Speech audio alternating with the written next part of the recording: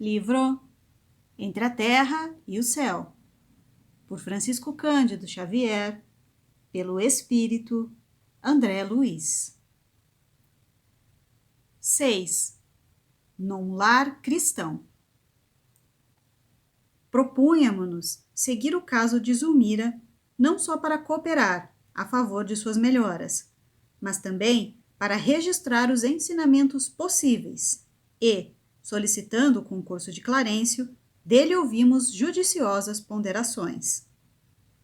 Sim, disse, para auxiliar em processos dessa natureza, é preciso marchar para a frente, mas, para compreender o serviço que nos compete e avançar com segurança, é necessário voltar à retaguarda, armando-nos de lições que nos esclareçam. Não sabíamos como interpretar-lhe a palavra. Entretanto, ele mesmo nos socorreu, explicando depois de ligeira pausa. Para realizarmos um estudo geral da situação, convém o contato com outras personagens do drama que se desenrola. Ser-nos-á interessante, para isso, uma visita ao pequeno Júlio, no domicílio espiritual em que estagia. Oh, será um prazer, clamei contente. Poderíamos seguir agora? Perguntou Hilário, encantado. O ministro refletiu por segundos e observou. Nas responsabilidades que esposamos, não é aconselhável indagar por indagar. Procuremos o objetivo, a utilidade e a colaboração no bem. Não nos achamos em férias, e sim no trabalho ativo. Pensou e aduziu. Sei que amanhã, à noite, Eulália deve acompanhar 2 de nossas irmãs encarnadas à visitação dos filhinhos que as procederam na grande viagem da morte e que se encontram no mesmo sítio em que Júlio se demora asilado. Poderemos substituir nossa cooperadora no serviço a fazer. Seguiremos em lugar dela, prestaremos assistência às nossas amigas e examinaremos a situação da criança. Anotando a preciosa lição de trabalho que aquelas expressões encerravam, aguardamos a noite próxima com ansiedade real. Na hora aprazada, descemos a matéria densa em busca das irmãs que seguiriam conosco. Deixou-nos o ministro numa casinha singela de remota região suburbana, depois de informar-nos. Aqui reside nossa irmã Antonina, com 3 dos 4 filhos que o senhor lhe confiou. Incapaz de vencer as tentações da própria natureza, o marido abandonou-a há 4 anos, para comprometer-se em delituosas aventuras. A dona da casa, porém, não desanimou. Trabalha com diligência numa fábrica de tecidos e educa os rebentos do lar com acendrado amor ao Evangelho do nosso Senhor Jesus. Tem sabido resgatar com valor as dívidas que trouxe do pretérito próximo. Perdeu há meses o pequeno Marcos, de 8 anos, atacado de fulminante pneumonia, e com ele se encontrará, depois da prece que proferirá com os pequeninos. Trarei comigo a outra companheira de nossa viagem. Quanto a vocês, auxiliem nas orações e nos estudos de Antonina, até que eu volte, de modo a seguirmos todos juntos. Hilário e eu penetramos a sala desataviada e estreita.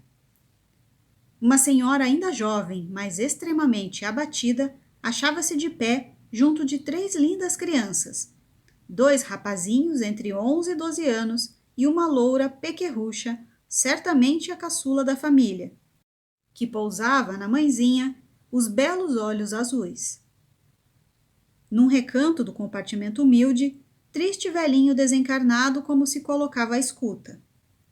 Dona Antonina colocou sobre a toalha muito alva 2 copos com água pura, tomou um exemplar do Novo Testamento e sentou-se.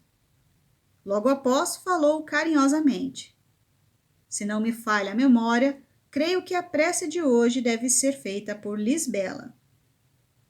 A pequenita levantou as minúsculas mãos ao rosto, apoiou graciosamente os cotovelos sobre a mesa e, cerrando os olhos, recitou. Pai nosso que estás no céu, santificado seja o vosso nome. Venha a nós o vosso reino.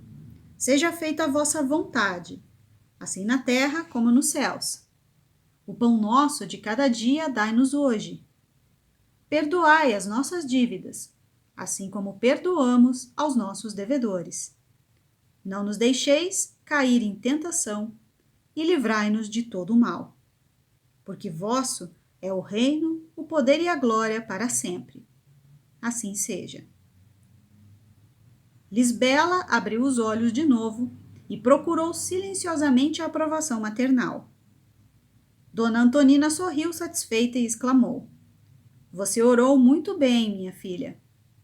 E dividindo agora a atenção com os dois meninos, entregou o evangelho a um deles, convidando: Abra, Henrique, vejamos a mensagem cristã para os nossos estudos da noite.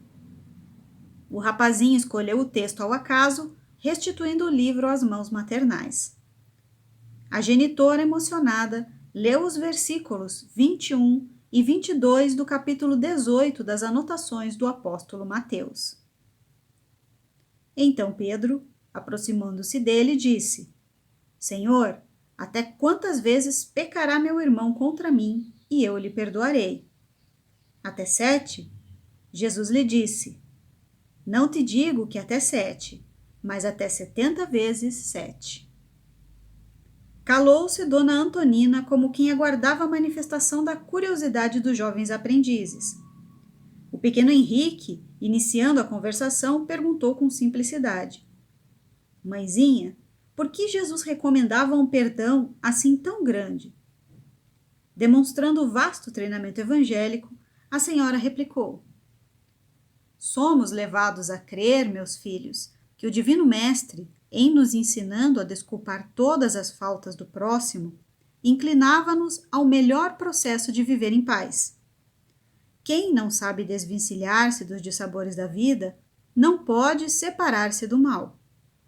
Uma pessoa que esteja parada em lembranças desagradáveis caminha sempre com a irritação permanente. Imaginemos vocês na escola. Se não conseguirem esquecer os pequeninos aborrecimentos nos estudos, não poderão aproveitar as lições. Hoje é um colega menos amigo a preparar lamentável brincadeira. Amanhã é uma incorreção da guarda enfadado em razão de algum equívoco.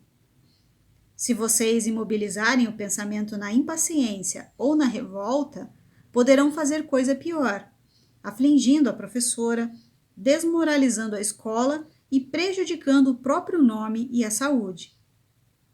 Uma pessoa que não sabe desculpar vive comumente isolada. Ninguém estima a companhia daqueles que somente derramaram de si mesmos o vinagre da queixa ou da censura. Nessa altura do ensinamento, Dona Antonina fitou o primogênito e perguntou: Você, Haroldo, quando tem sede, preferiria beber a água escura de um cântaro recheado de lodo? Ah, isso não, replicou o mocinho muito sério. Escolherei água pura, cristalina. Assim somos também, em se tratando de nossas necessidades espirituais. A alma que não perdoa, retendo o mal consigo, assemelha-se ao vaso cheio de lama e fel. Não é coração que possa reconfortar o nosso. Não é alguém capaz de ajudar-nos a vencer nas dificuldades da vida. Se apresentamos nossa mágoa a um companheiro dessa espécie, quase sempre nossa mágoa fica maior. Por isso mesmo, Jesus aconselhava-nos a perdoar infinitamente, para que o amor em nosso espírito seja como o sol brilhando em casa limpa. Expressivo intervalo fez-se notar. O jovem Haroldo, de semblante apoquentado, interferiu indagando: Mas a senhora crê, mãezinha, que devemos perdoar sempre? Como não, meu filho? Ainda mesmo quando a ofensa seja a pior de todas? Ainda assim. E observando-o inquieta, Dona Antonina acentuou: Por que tratas deste assunto com tamanha preocupação? Refiro-me ao papai, disse o menino algo triste. Papai abandonou-nos quando mais precisávamos dele. Seria justo esquecer o mal que nos fez? Ó, meu filho, comentou a nobre mulher, não te detenhas nesse problema. Por que alimentar rancor contra o homem que te deu a vida? Como condená-lo se não sabemos tudo o que lhe acontece? Seria realmente melhor para o nosso bem-estar se ele estivesse conosco. Mas, se devemos suportar a ausência dele, que os nossos melhores pensamentos o acompanhem. Teu pai, meu filho, com a permissão do céu, deu-te o corpo em que aprendes a servir a Deus. Por esse motivo, é credor de teu maior carinho. Há serviços que não podemos pagar senão com amor. Nossa dívida para com os pais é dessa natureza. Recordando, talvez, que a família se achava num curso de formação cristã, a dona da casa acrescentou: um dia, quando Moisés, o grande profeta, foi ao monte receber a revelação divina, uma das mais importantes determinações por ele ouvidas do céu foi aquela em que a eterna bondade nos recomenda: honrarás teu pai e tua mãe. A lei enviada ao mundo não estabelece que devamos analisar a espécie de nossos pais, mas sim que nos cabe a obrigação de honrá-los com o nosso amoroso respeito, sejam eles quais forem. A reduzida assembleia recolhia as explicações de olhos felizes e iluminados. Haroldo mostrou-se conformado, todavia ainda ponderou. Compreendo, mãezinha, o que a senhora quer dizer. Entretanto, se papai estivesse junto de nós, talvez que Marcos não tivesse morrido. Teríamos o dinheiro suficiente para tratá-lo. Dona Antonina enxugou apressada as lágrimas que lhe caíram espontâneas ante a evocação do filhinho e continuou. Seria um erro permitir a queda de nossa confiança no Pai Celestial. Marcos partiu ao encontro de Jesus, porque Jesus o chamava. Nada lhe faltou. Rogo a vocês não darmos curso a qualquer ideia triste em torno da memória do anjo que nos precedeu. Nossos pensamentos acompanham no além aqueles que amamos. Nesse ponto da conversação, Lisbela inquiriu graciosa. Mãezinha, o Marcos nos vê?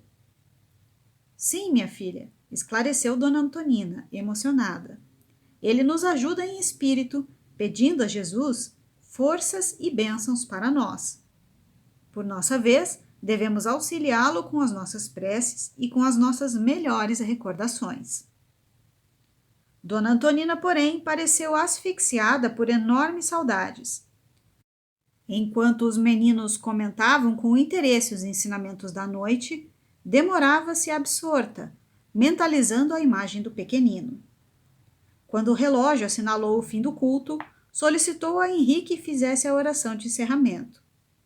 O Petis repetiu a prece dominical, rogando ao Senhor abençoasse a mãezinha e o trabalho terminou. A dona da casa repartiu com os pequenos alguns cálices d'água cristalina que Hilário e eu magnetizáramos e logo após, pensativa e saudosa, retirou-se com os filhinhos para a câmara em que se recolheriam todos juntos.